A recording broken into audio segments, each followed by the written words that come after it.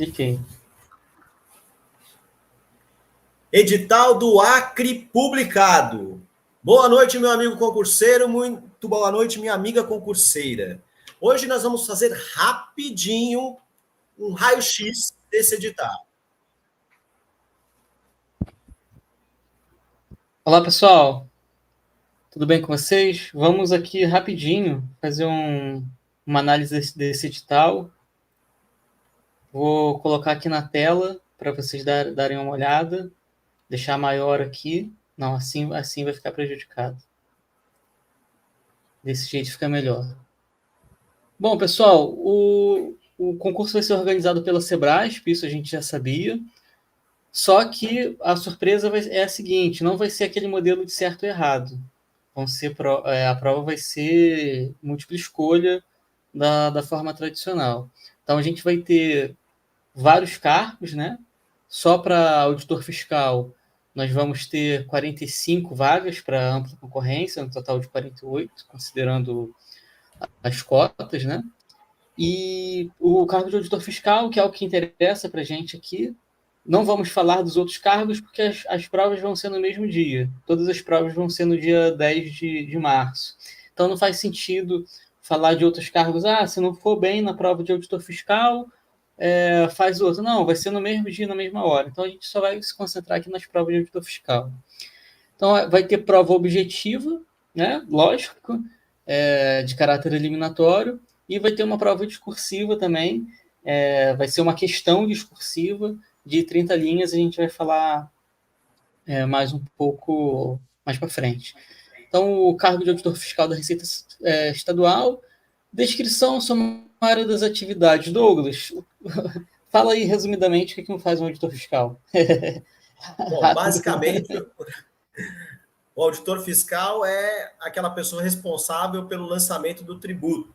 Né? Tudo que envolve o tributo, o imposto, né? Basicamente os impostos do Estado, é o auditor fiscal que fiscaliza se as empresas estão pagando, recolhendo isso de forma correta, e ele também fiscaliza os outros impostos do estaduais, que é o IPVA e o ITCMD, certo? Então, basicamente, a função é fiscalização. É claro que dentro da estrutura de uma Secretaria da Fazenda, você pode atuar em outras áreas que não a fiscalização. Você pode atuar, por exemplo, você tem mais uma pegada jurídica, não sei o quê, você pode atuar ali na área de julgamento dos processos administrativos tributários. Você pode também trabalhar na área de pesquisa econômica, isso vai depender muito de cada Secretaria da Fazenda.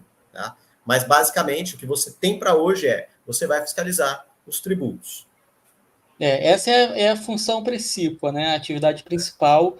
E quando a gente fala lançar o tributo, falando para uma pessoa leiga, é o seguinte: o auditor fiscal é o que tem o que pode chegar para alguém e falar: olha, você está devendo imposto. É basicamente isso. Eu coloquei um número, eu criei uma conta aqui no Estado com um número e um sinal negativo na frente para você pagar. É basicamente isso, né? Tem o poder da caneta, né? O fiscal tem o poder da caneta. Isso. Mas aí tem outras atividades acessórias que muitas vezes dão suporte à atividade de fiscalização, propriamente dito, que são exercidos por auditores fiscais. Então, no meu caso, durante 9 anos, eu exerci somente atividades acessórias. Só depois que eu fui, porque eu quis, né? Só depois é que eu fui exercer a atividade fim do auditor fiscal. Isso daí é importante para quando a gente falar sobre questão de home office. No final a gente vai falar sobre isso. Remuneração. Aqui está 19 mil bruto, tá? 20 mil, né? Vamos combinar, 20 mil reais brutos. Só que eu dei uma olhadinha no portal Transparência e alguns exemplos que eu peguei lá, eu observei que o auditor fiscal ele está levando para casa 19 mil líquido. Eu não olhei muitos casos, tá? Porque o portal da transparência do Acre ele não é tão transparente assim. Não dá para filtrar por cargo. Você tem que ir passando todos os servidores ativos. Mas eu encontrei um auditor fiscal recebendo 39 mil reais bruto, aí o que daria uns 20 e poucos mil líquido, concordo uns 20, 29 mil líquidos, Deve dar por volta de aproximadamente, 29 na e casa 30 dos mil. 20 mil reais líquidos. Isso. Por que é isso? Porque os editais, eles, quase nunca eles refletem a realidade. Porque tem os bônus, tem verba indenizatória, auxílio de transporte, enfim. Aí vai compondo a remuneração. Tá? Aí aqui eu marquei aqui os cargos de... Interessante comentar, porque esses cargos aqui de especialista da Fazenda Estadual, eu também vi, na verdade eu vi mais esses cargos aqui quando eu passei lá no portal da transparência do que o auditor fiscal. Aqui a remuneração está 9 mil reais bruto, né? Mas quando eu olhei lá, eu vi o pessoal recebendo ali 13 mil líquido. Então, o cargo de auditor fiscal, ele deve ter um piso ali líquido de levar para casa uns 20 mil, que é a realidade do auditor fiscal, de 20 mil para cima, líquido, né? Se a gente for Sim, pegar os líquido. fiscos estaduais todos, basicamente você vai encontrar esse nível de remuneração. O Aqui tem outros importante cargos é que a gente não vai mencionar. comentar. Vagas. Então, essa. Oi. Pode falar. Pode falar? É Acho que importante cortou. mencionar que o cargo de auditor e o do especialista lá da Fazenda são cargos de nível superior, qualquer formação. Qualquer nível Isso, superior. isso, exatamente. Então, cargo de auditor: 45 vagas para ampla concorrência, 3 para candidatos com deficiência, 48 no total. Isso aqui é importante quando a gente for falar da decisão de fazer esse concurso ou não. O pessoal sempre pergunta: vale a pena estudar? Aí eu vou falar os perfis de pessoas que podem se aventurar a fazer esse concurso. Lembrando que quem quiser acompanhamento profissional para se preparar para essa prova, tem um link, vai ter um link aí na descrição do vídeo. Vocês preencham o formulário que alguém vai fazer contato com vocês, tá bom? Então, 48 vagas, vê se você concorda comigo, Douglas. 48 vagas para auditor fiscal do Acre é como se é como se saísse um concurso para auditor de São Paulo com 1 milhão de vagas. É, Não é? eu acho Pô, que cara, 48 vagas de auditor fiscal para o Acre, nossa, isso aí é um negócio é, bizarro, é muita é coisa. muita coisa. Muita coisa. É verdade. Muita coisa. Eu acho Sim. que nunca mais vai ter um concurso desse porte pro Acre. É. Eu acho, né? Então, isso aí é uma coisa que anima e o pessoal a fazer a prova, né? Que faz valer a pena ir lá. Que é diferente você ir fazer a prova, a prova de um concurso para 5 vagas ou de 50 vagas. É totalmente diferente. Isso Faz um vai ao concurso para encontro. 5 vagas, É. faz um concurso para 5 vagas, por mais que você esteja muito preparado, tu vai entrar num sorteio ali. Porque não tem 5 pessoas que estão totalmente destacadas das outras. Não tem.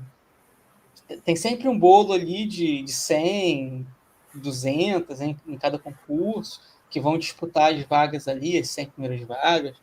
Agora, 48 vagas por Acre é um concurso que, pela localidade, já tende a ter menos concorrentes, menos postulantes. 50 vagas. E ainda tem outra, né? O pessoal que passa, muitos continuam estudando e não ficam.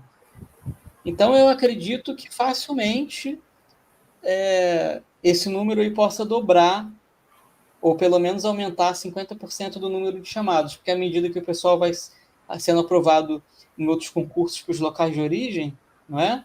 Você concorda comigo, Douglas? Concordo. Bom, isso tenho dois pontos para falar sobre isso. Primeiro, que vai ao encontro do que a gente estava falando sobre os fiscos começarem a turbinar o seu pessoal, turbinar o seu departamento de fiscalização.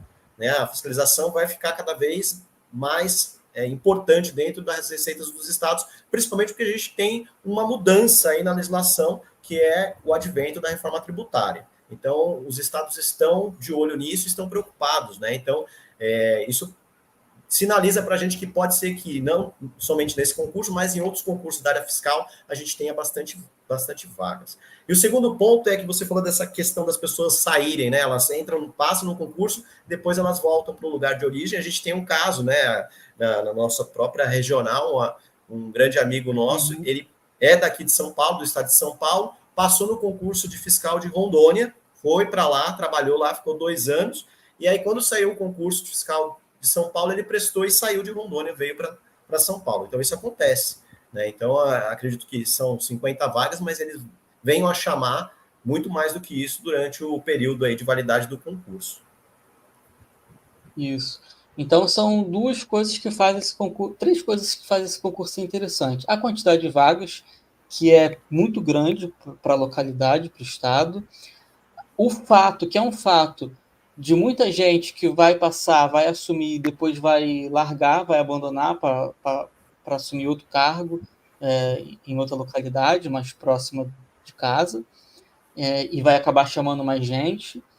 E o terceiro fato que faz esse concurso ser interessante é o seguinte: a gente tem 3 outros cargos que vão dividir as atenções. Muita gente da região, eu não digo da região sul, sudeste, quem for viajar para o Acre vai viajar para fazer um concurso de auditor, não vai fazer um concurso de nível médio.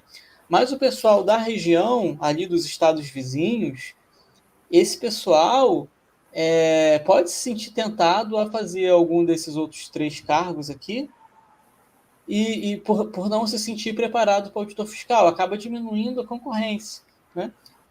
Aí você pode pensar, mas são pessoas que não estão preparadas. Não tem nada a ver. São pessoas que não se sentem preparadas. No meu concurso da Receita Federal, por exemplo, a diferença entre um dia de prova e outro, né, porque no outro dia foi a prova de analista também, foi bizarro. Muita gente desistiu, né?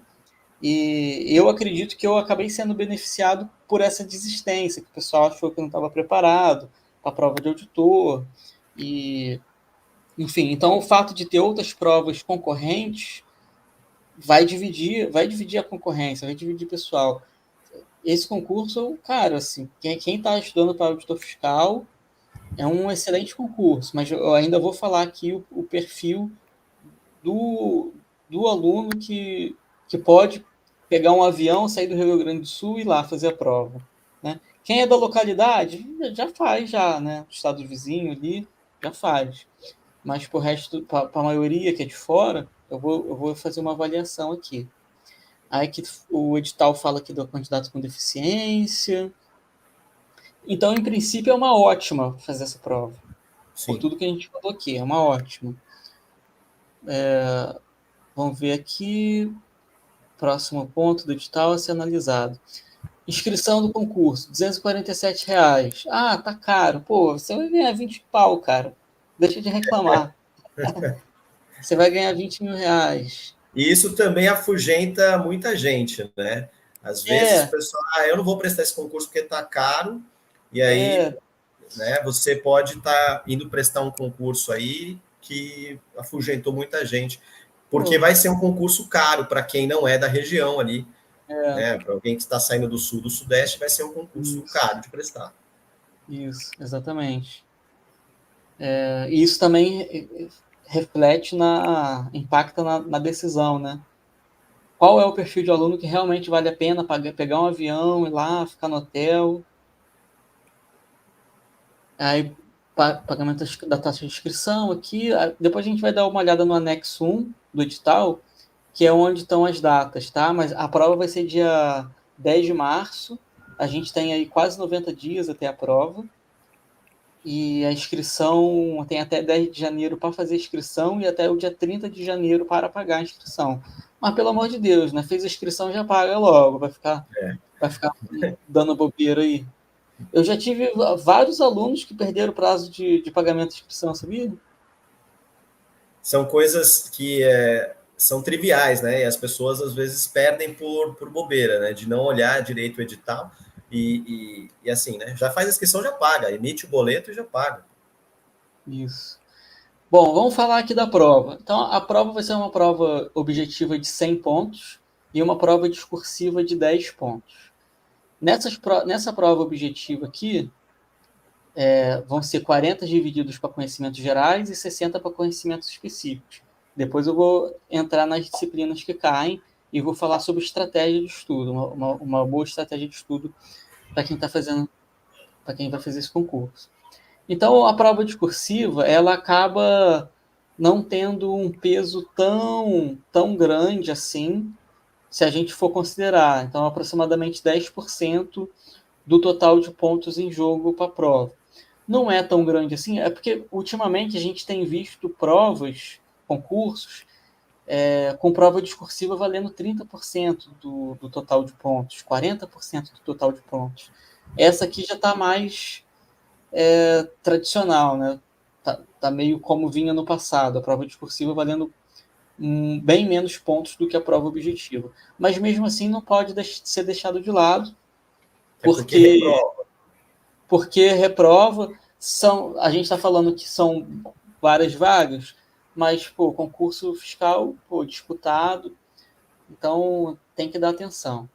Tem que tirar essa prova, Felipe, essa prova discursiva ela vale 10 pontos, né? Cerca de quase 10% do valor da prova em geral. Mas você tem que tirar pelo menos 5 pontos nessa prova. Se você não tirar 5 pontos nessa prova, você é reprovado e aí é reprovado no certame inteiro. Exatamente. Aqui também a gente tem o mínimo, tá? O mínimo por bloco. Tem que acertar no mínimo 20 aqui na prova de conhecimentos gerais e no mínimo 30 aqui na prova de conhecimentos específicos. É o mínimo por bloco. Não é aquela prova que é mínimo por matéria, que você tem que estudar todas as matérias. É uma prova que, eventualmente, dependendo da estratégia de prova, e eu faço isso com os meus alunos e costuma dar certo, é escolher uma matéria para não estudar.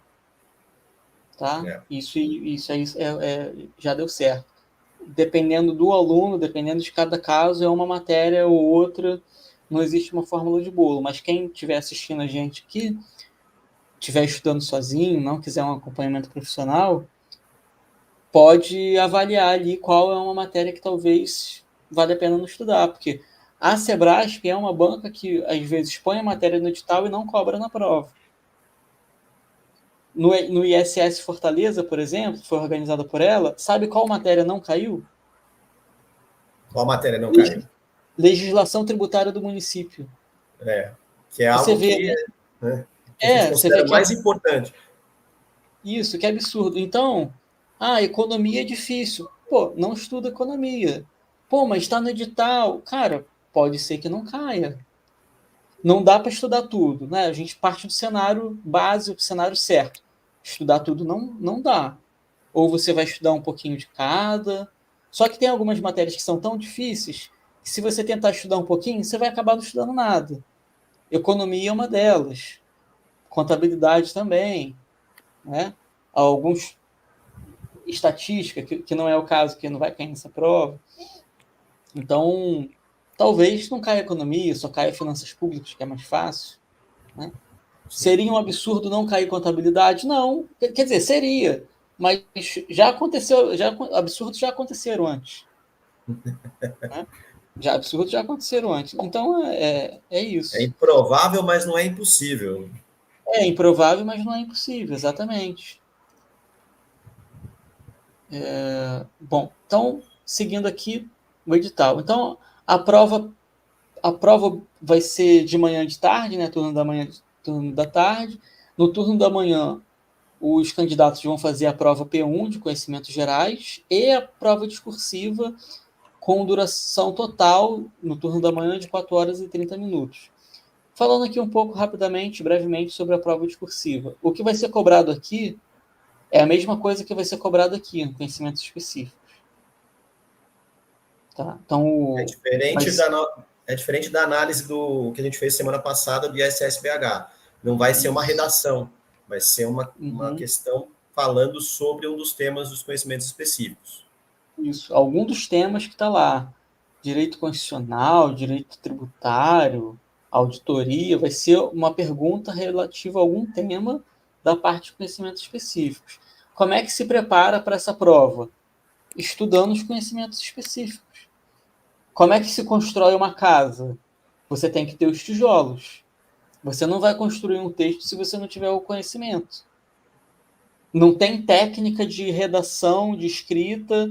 Você pode ser o Rui Barbosa, mas se você não souber o assunto, você não tem como escrever. Agora, o contrário é possível.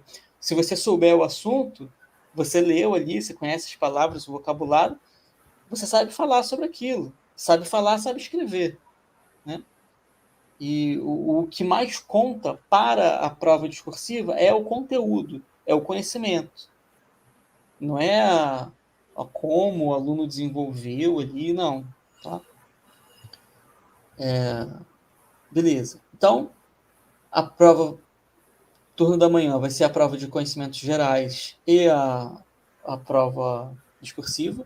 E no turno da tarde vai ser a prova lá do conhecimentos específicos, né?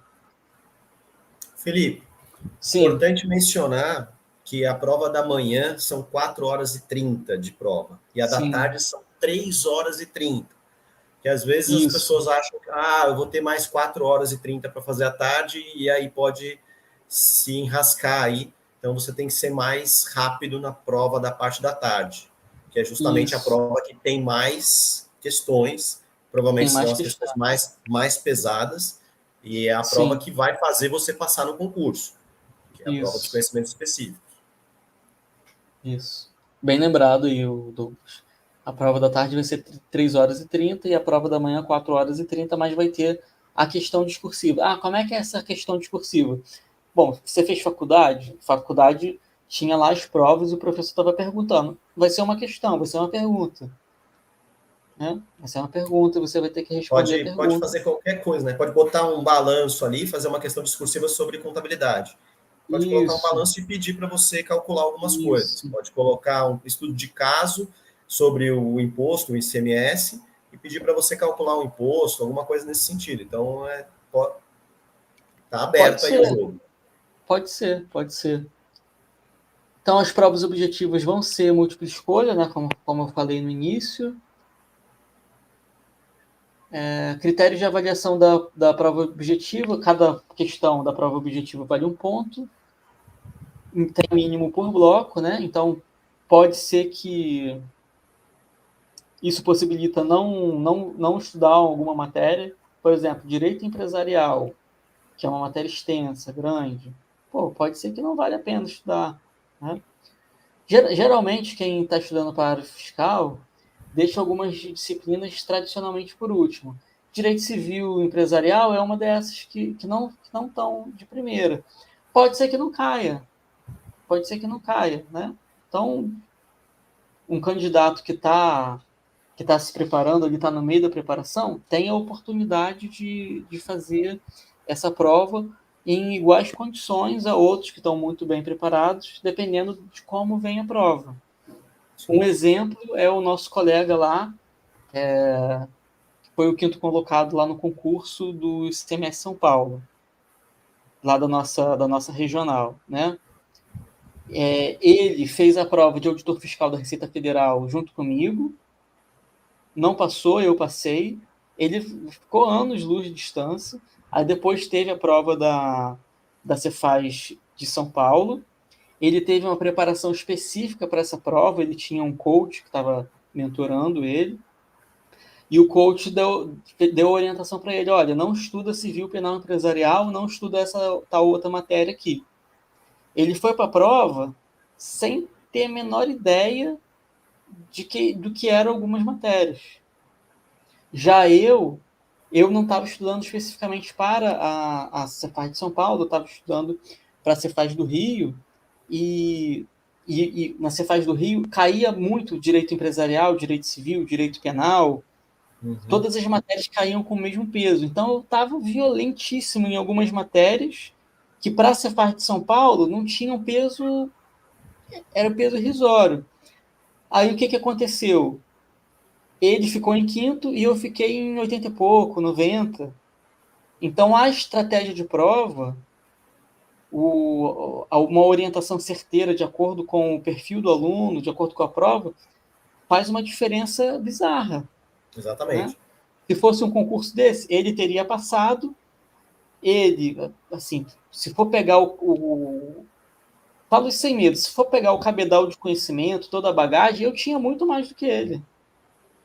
Se for considerar todas as matérias possíveis de cair na área fiscal, eu tinha muito mais do que ele. Mas ele fez uma preparação focada ali na característica da prova, deu super certo. Ele também não é qualquer um, né? Vamos combinar. Sim, verdade. Não é qualquer um, tem isso. Mas você falou um negócio que é importante, que é justamente isso ele teve a preparação, mas ele não foi sozinho, né? Não foi sozinho. Ele teve alguém que tinha experiência desse concurso e direcionou ele. Então, isso é importante, ter esse direcionamento te economiza tempo de estudo, que você vai estar estudando, não vai estudar coisas que provavelmente não vão cair, perdendo tempo, energia, que você poderia estar dedicando para coisas que vão realmente fazer a diferença na hora de você fazer a prova, que pode fazer você subir ali na classificação e ficar tranquilo, falar, esse aqui eu passei. Dificilmente eu não vou passar nesse concurso na hora que sai a nota. Isso é muito importante. Então essa decisão de não estudar uma matéria ou outra, isso aí é muitas vezes o que vai fazer diferença para a sua aprovação ou não, e tem que ser analisado caso a caso, né? Sim. Caso a caso. As perguntas que o pessoal está mandando aí, a gente vai responder no final. Então, continuando aqui. Prova discursiva, 10 pontos, isso a gente já falou.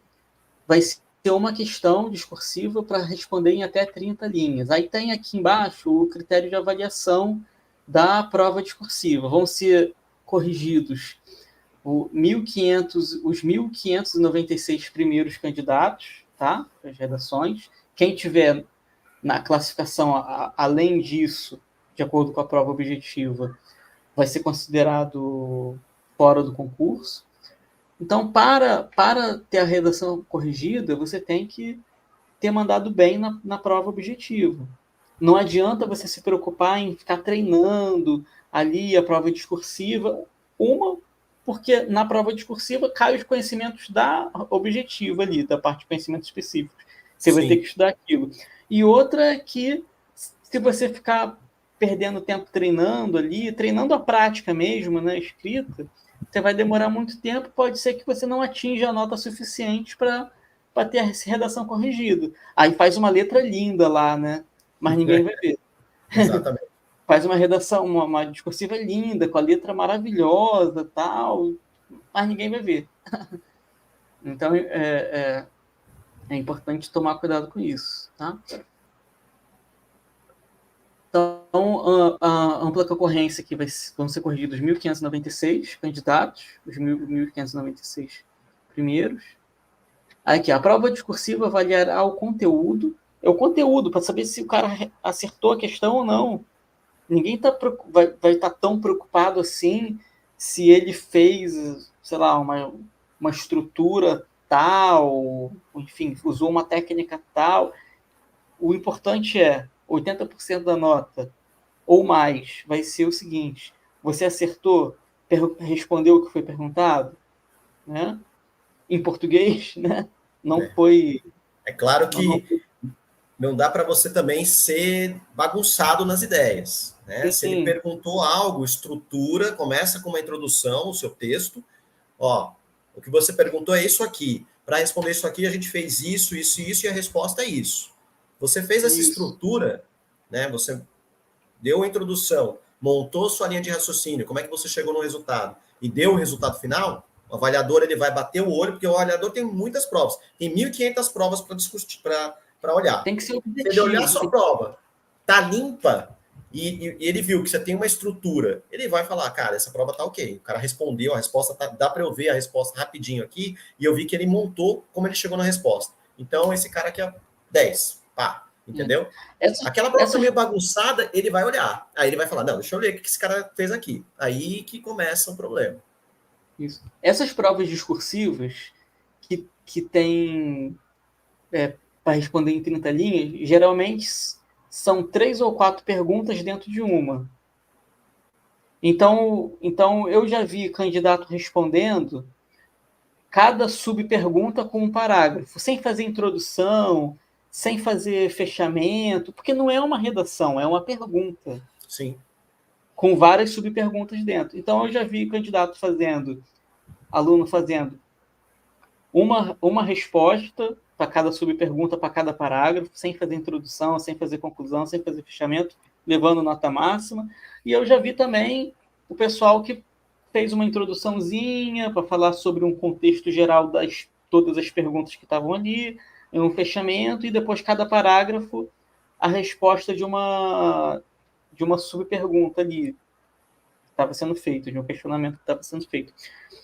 Tem que ser organizado? Lógico que tem que ser organizado. Tinha um pensador que falava que a clareza é a gentileza do gênio. É alguma coisa assim, né? A clareza é a gentileza do gênio. Então, se você sabe o conteúdo, sabe mesmo, então você sabe explicar. Você sabe ser objetivo, sabe ser claro. Quanto mais objetivo, melhor para o examinador. Isso. E o examinador vai saber, o cara não está sendo claro. Às vezes, na tentativa de florear e de colocar uma introdução e um fechamento e tal, o aluno acaba se perdendo do objetivo principal, que é responder objetivamente a questão. E o examinador percebe, pô, esse cara não tratou, não foi direto ao ponto. Ou é porque não sabe, né? Ou é porque não sabe. Aí tem esse recurso de dar uma enganada ali, mas não sabe. 0 não vai tirar. Ou ele até sabe, mas ele ficou perdido. Não, tem que fazer uma introdução, tem que fazer um fechamento, tem que fazer um... Não. Procura responder. Se der para fazer uma introdução e um fechamento, falando sobre o contexto geral, ótimo. Pô, não deu, meu amigo, tá apertado? Responde logo o que o cara quer, você sabe? Responde logo o que o cara quer, que você vai ganhar pelo menos 80% ali dos pontos da prova, E você vai responde ganhar. o que você sabe, né? Às vezes tem 4 subitens numa pergunta, você não sabe um deles. Então, não pira. Responde os outros, ignora esse, responde os outros que você sabe, e esse quarto item que você não sabe, aí depois você volta nele, se for o caso, se você ainda não terminou a sua prova, não passou o gabarito, aí volta nele, se debruça, né? E paciência, mas o importante responder para pegar pelo menos esses 5 pontos aí, para não cair por causa de uma prova discursiva. Vamos aproveitar aqui, vamos encerrar logo esse assunto da prova discursiva, que é o seguinte: 80% ou mais da sua nota da prova discursiva está estritamente vinculada ao seu estudo no material tradicional do cursinho que você acompanha, que aqui a gente recomenda Estratégia Concurso. Não tem como sair disso. Se você não souber nada, não tem como você fazer um curso discursivo, não tem como. Exatamente. Você tem que saber o conhecimento, você tem que ter o conhecimento na cabeça. E se você tiver o conhecimento, você vai saber explicar. Então, 80% da sua nota é o curso padrão lá, apostila, que você vai ler, vai entender, vai fazer os exercícios para fixar e depois você vai conseguir responder. Tá? O que pode ser um complemento ali dos 20%? É o curso de discursiva que você vai ter ali. Aí o curso de discursiva tem 2 funções. A primeira função, que é a principal de todas, é a dica que o professor vai te dar sobre os temas que podem ser cobrados.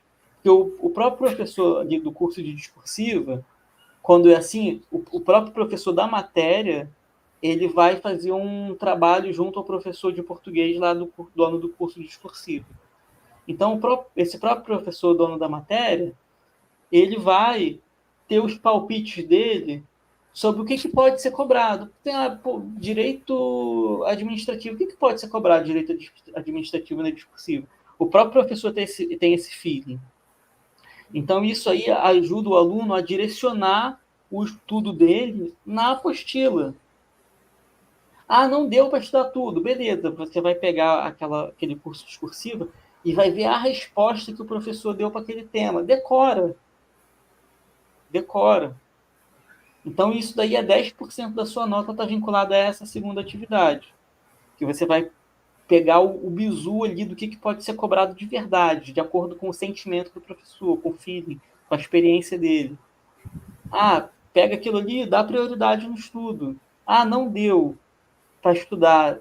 decora ali, vê os argumentos que ele usou, tenta aprender alguma coisa. E 10%? 10% que sobra da sua nota é ali se você errou português, é uma concordância, se sua letra tá legível, e essas coisas. Tá? Concorda, Douglas? Concordo. Tá.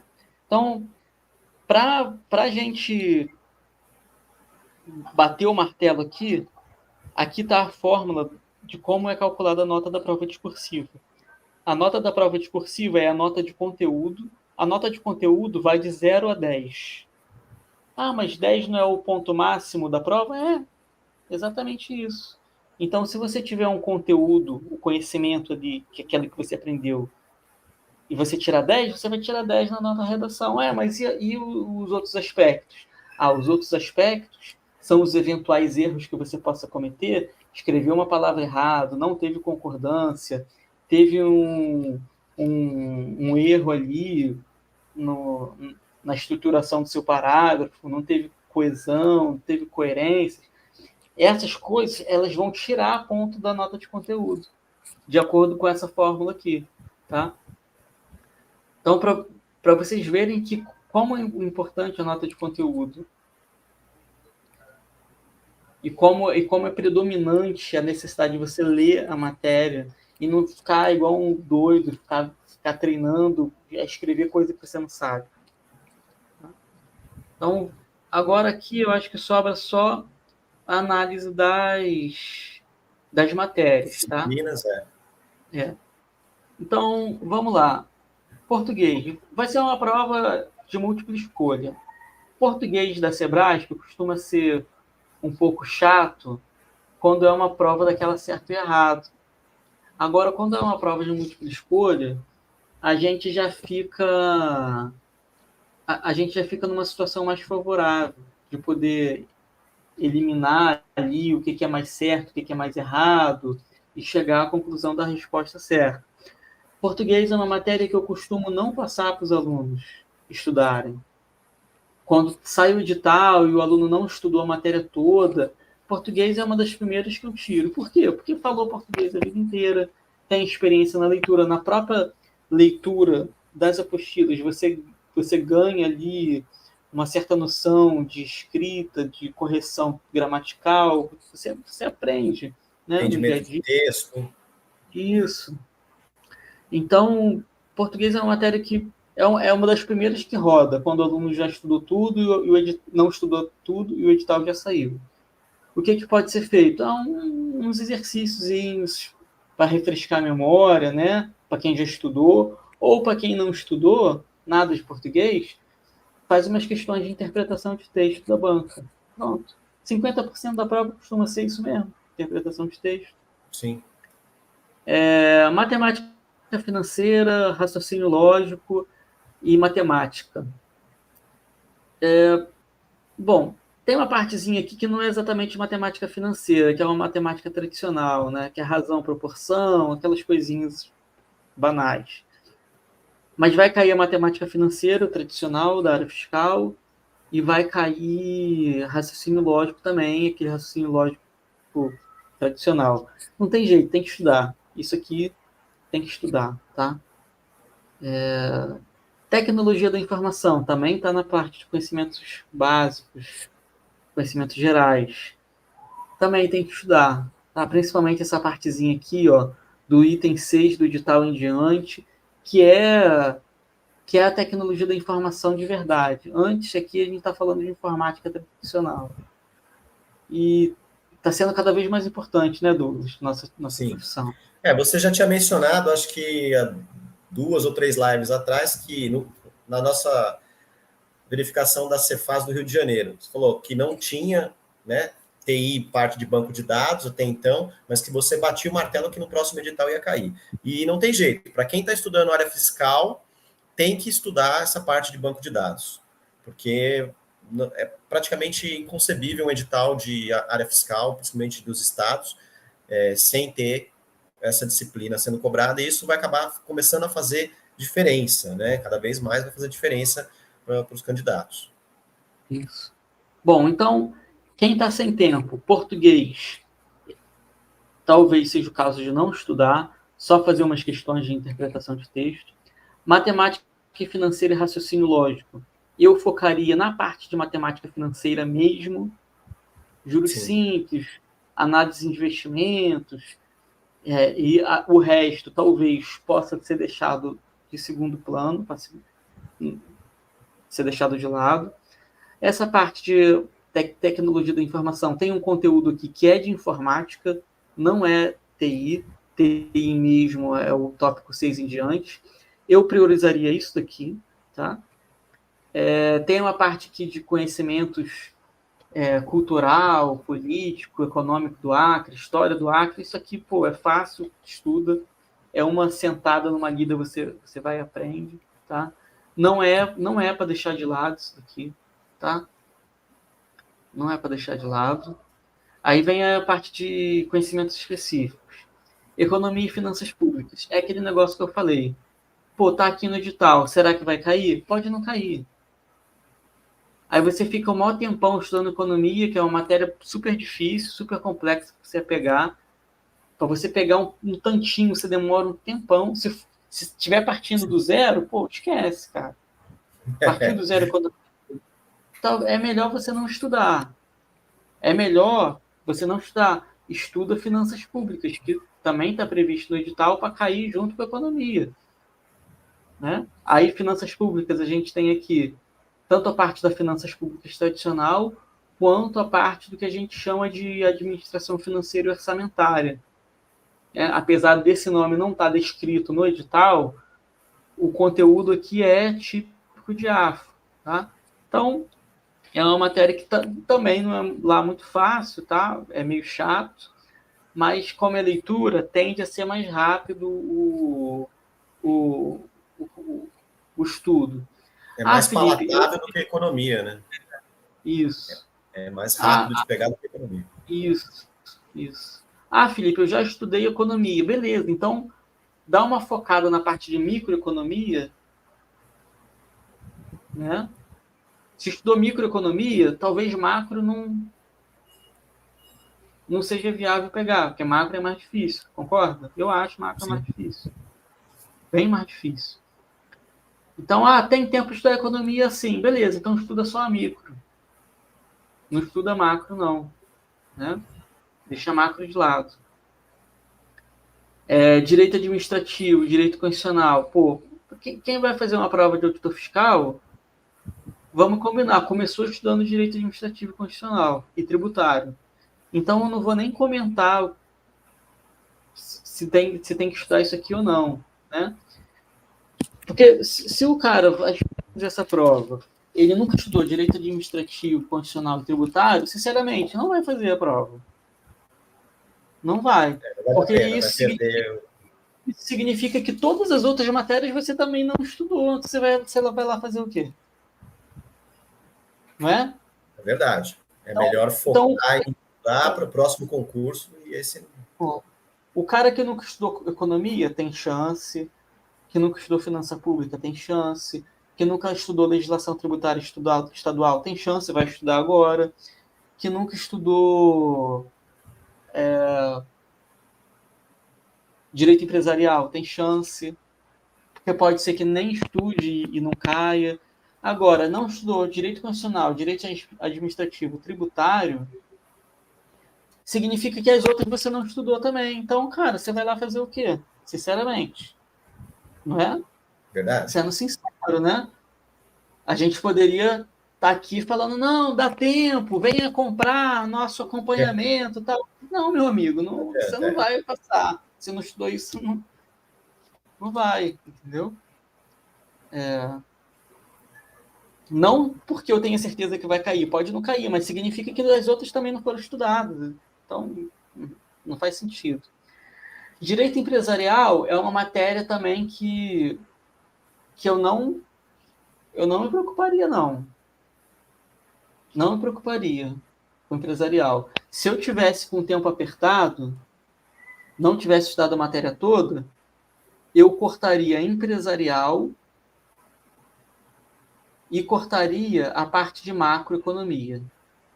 Tem o iniciozinho de empresarial, é fácil, e costuma cair bastante o início, os primeiros tópicos aqui. Até o tópico 5, inclusive. É Sim. fácil e costuma cair bastante.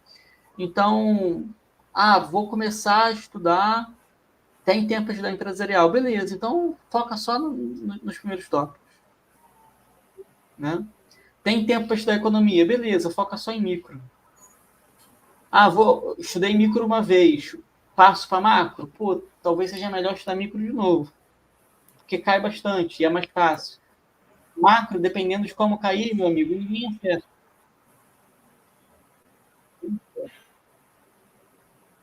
A auditoria está dentro daquele contexto, quem está estudando para fiscal tem que saber. Tem um conteúdo aqui mais assim, diferente da auditoria, que é mais ligado a controle interno, mas da auditoria. Contabilidade geral e custo também, pode abrir mão. Direito tributário é a mesma coisa, legislação do acto é a mesma coisa. Tem que estudar. Não tem como falar, tem como não. Não, estuda, cara. Estuda tudo. Do início ao fim, sem. O que é mais importante? Não, pode cair tudo de direito tributário. Pode cair tudo de legislação do Acre. Né? Tem umas matérias que não dá para você selecionar pontos para não estudar. Contabilidade, sim, não dá para selecionar pontos para você não estudar. Custos também não dá. Né? A constitucional e administrativa até dá. Né? Auditoria não dá para selecionar. Concorda? Sim. Não tem jeito, né? Essa contabilidade, tributária, legislação que você não estudou legislação do Acre aí, tem que estudar. Né? Se você já vem estudando para concurso de área fiscal ou já prestou algum concurso, provavelmente você já estudou uma legislação específica de algum estado, você vai ver que tem muita coisa que é parecida. Mas você tem que pegar aquelas coisas que são diferentes para você saber fazer bem a prova de legislação, que a gente considera que a prova de legislação venha, né, vem bastante questão de legislação. Sim. Sobre a estratégia de prova e do que estudar, o pessoal costuma ficar preocupado nas estatísticas da banca. O que a banca costuma cobrar mais em termos de percentual? 70% das questões são desses e desses assuntos. Aí tem uns 30% que geralmente são aleatórios, que vão variando. Só que se você estudar só os 70%, muito provavelmente você não vai acertar todas as questões daqueles 70%. Então, você vai ficar com 50% da prova, e os outros 30% que você não estudou, porque a banca varia os temas, né? Não são temas recorrentes, os 70% sim, são recorrentes. Aí você não gabarita o conteúdo referente aos 70%, né, da prova. Você fica ali nos 50%. Aí o resto que você não estudou, os 30%, você zero. Aí você fica com 50% da prova, tu não vai passar. Não vai passar. Então, esse negócio de seguir estatística do banco, isso aí é conversa para boi dormir, tá? Isso aí é gente querendo vender coisa. Não segue. Felipe, você nunca usou isso? Não, eu costumo usar isso, mas conjugado com outras estratégias complementares. Não é só isso, entendeu? Eu avalio o assunto, se o assunto é intimamente relacionado ao exercício do cargo ou não. Eu avalio a probabilidade de cair certas coisas. Eu avalio a dificuldade daquilo. Por exemplo, macroeconomia, um conteúdo mais difícil, tem uma probabilidade de cair 50%, 50% em relação a micro. Então, eu prefiro estudar micro. Né? Eu prefiro estudar microeconomia e não macro, porque com o mesmo tempo de estudo você consegue avançar muito mais, aprender muito mais e acertar mais na prova. Então, a questão das estatísticas, eu não uso isso de maneira cega. Eu uso combinado com outras estratégias que varia conforme o perfil do aluno. Beleza. Então é isso. Tem uma pergunta aqui. Depois eu respondo a pergunta. Quem é que pode fazer essa prova? Quem já está estudando para fisco estadual, tá? Quem já está estudando para fisco estadual. Lógico, quem mora no Acre ou na região. E as pessoas que já estudaram a matéria inteira, mas não estudaram economia, não estudaram empresarial, não estudaram a legislação tributária. Essas pessoas, elas, apesar de não ter fechado o edital, elas têm chance, né? Quem não estudou empresarial tem chance. Não estudou toda a matéria. Pode não ter fechado tudo de direito administrativo, pode não ter fechado tudo de constitucional, pode não ter fechado tudo de tributário, mas estudou 70, 80% dessas matérias, que eu falei que são principais, e não estudou nada de economia, não estudou nada de empresarial, não estudou nada de finanças públicas, você ainda assim tem chance. Ainda assim tem chance. Dependendo de como a prova vier, você pode fazer a prova. Então, esse é o modelo de pessoa, de aluno que tem chance na prova e pode fazer a prova. Sobre a pergunta aqui da Chandra Cristina, como vocês sugerem a organização para realizar a prova? Os possíveis locais de prova são muito longe uns dos outros e os hotéis são escassos. Então, eu acredito que o pessoal que declarar residência fora do Acre, a banca vai jogar para a capital, tá? Isso é o que costuma acontecer. É o que costuma acontecer. Então, você pode se adiantar e fazer uma reserva, principalmente se essa reserva for daquele tipo de cancelável a qualquer momento, né? Você costuma ter isso no site, cancelável a qualquer momento. Você faz uma reserva lá para a capital, tá? Agora, se mudar, puxa, se mudar é o risco que você vai correr, né? Eu faria uma reserva já agora, a partir do dia anterior da prova, ou até antes, para a capital, na esperança de a banca ter bom senso e colocar todo mundo que é de fora do estado na capital, que é o que costuma acontecer. E depois que confirmar o local de prova, aí você assume, né? Muita gente vai fazer isso. Se você não reservar o hotel na capital agora, você corre risco de não ter. É melhor você correr risco de perder dinheiro reservando hotel na capital à toa do que correr risco de deixar para confirmação do local de prova e todo mundo já ter feito a reserva com antecedência antes da confirmação. Se a banca não seguir essa lógica, né, de colocar o pessoal de fora na capital, todo mundo vai ficar perdido mesmo. Então a melhor coisa é já reservar o hotel para a capital já, imediatamente. E tem que fazer logo, vai acabar. Certo? Concorda comigo, Douglas? Concordo. É importante ver essa questão, principalmente se você consegue reservar com cancelamento gratuito, até a parte de passagem também, verificar.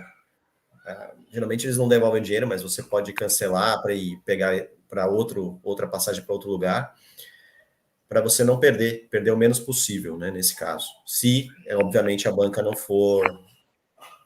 não colocar o pessoal de fora na capital. Mas acredito que coloque, né? Acho que faz sentido. Se eles colocaram um concurso com tantas vagas assim, eles estão atraindo, chamando pessoas dos outros lugares. Então, eles vão tentar, acredito que eles tentem facilitar para as pessoas que vêm de fora. Isso. Bom, então a gente vai ficando por aqui. Eu agradeço a presença de todos e vou deixar o Douglas. Lembrando que quem quiser acompanhamento para esse concurso ou para outros da área fiscal, até fora da área fiscal, vai ter um link na descrição aqui. É só você deixar o seu contato lá, alguém vai mandar uma mensagem para você. deixar a finalização aí, a última despedida para o Douglas. Obrigado, Felipe. Esse foi o Felipe Ramos, que é auditor fiscal do Estado de São Paulo, ex-auditor da Receita Federal e nosso grande amigo coach para concursos. Eu sou o Douglas Framing, também sou auditor fiscal do Estado de São Paulo. Também estou nessa jornada aí para te ajudar a passar no concurso público. E lembre-se de uma coisa, agora que você vai dormir, pense sempre assim, você não foi criado para fracassar nessa terra. Você foi criado para vencer. Só que você talvez tenha que pagar o preço para vencer. Então, essa é minha mensagem para você hoje. É isso aí, pessoal. Fiquem com Deus e até a próxima. Tchau. Tchau, tchau.